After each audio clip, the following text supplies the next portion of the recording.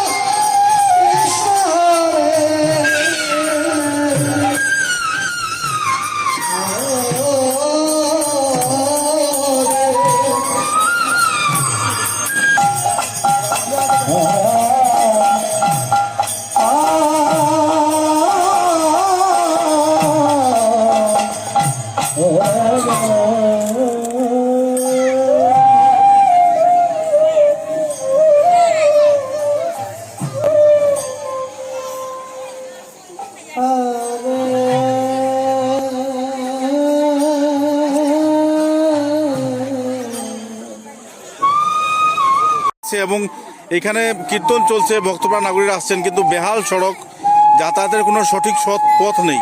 কেমন করে করছেন আপনারা?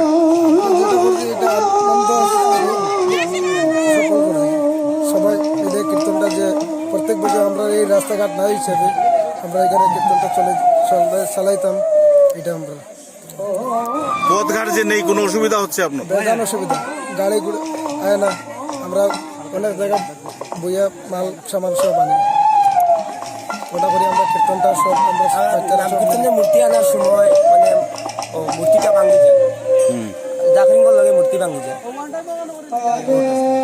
মানে অনেক কষ্ট আমরা মানুষ একজন মূর্তি লাগে একজন মানুষ তবু মানে কিচ্ছু করতে পারছি না। মূর্তি ভাবে ফাটি যায়, ভাঙি যায়, ওইরকম হাত ভাঙি যায়, পাও ভাঙি যায়, ওইরকম অবস্থা। এখন কি বলতে যাবেন প্রশাসনের কাছে? প্রশাসনের কাছে এটাই আমার দাবি, কিন্তু রাতারাতি আমাদের সড়কটা যেন খুলে দিতে পারেন, এটাই আমাদের দাবি। এত বছর ধরে রাস্তাঘাট হচ্ছে না? 1948 স্বাধীন হয়েছে, আজ জীবনটা কোনো রাস্তাঘাট নাই স্যার। আমরা কি করি গাছ বাসে কোন চাই, 185 করে আমরা হিন্দু মানুষ আছি, আজ জীবনটা রাস্তাঘাট কোনটা নাই। আপনারা দয়া করে গভর্নমেন্টের কাছে অনুরোধ জানাই, আর দয়া করে আমরা রাস্তাটা দেখাতে হয়, এই বলে আমরা আপনারা অনুরোধ করতেছি। বারবার এমএলএ মন্ত্রী আমরা রাস্তাঘাট কোনটা করে দেন না, আমরা কি রকমের গাছ বাসি স্যার। আপনারা একটা আমরা সরকারের কাছে একটা দাবি চাই। যারা পেশেন্ট তাদেরকে কিভাবে নিয়ে যান? ওই তো খান্দা করে লিয়ে যাই স্যার, হ্যাঁ চাংলাতে লিয়ে যাই, চাংলা করে আমরা বস্তি বাসা আমরা এই টাঙ্গি লাগাই লিয়ে যাই। এখন তো শুকনার সময় যাতায়াত করা যাচ্ছে, বৃষ্টিতে ছাত্রছাত্রীরা কেমন করে যাতায়াত? ওই তো ফাঁকেতে যায়, নদী বা ফাঁকেতে যায়, আটু না ফাঁকেতে যায়, তার ফলে নৌকায় যায় স্যার। আমরা কীরকম বাসে করছেন আমরা 1947 12 স্বাধীন হয়েছে, আজ যেমন আমরা রাস্তাঘাট নাই, সব জায়গায় রাস্তাঘাট হয়েছে স্যার, আমরা কোনো রাস্তাঘাট নাই।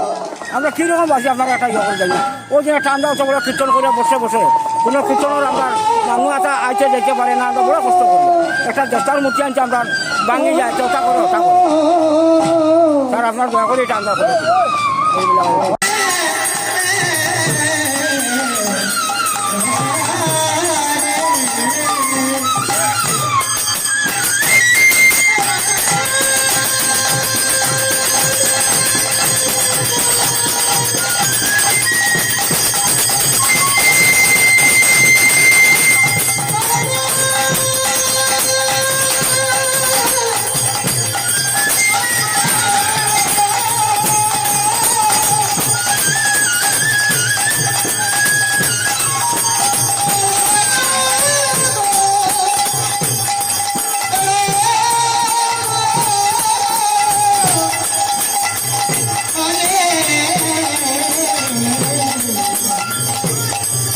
Ah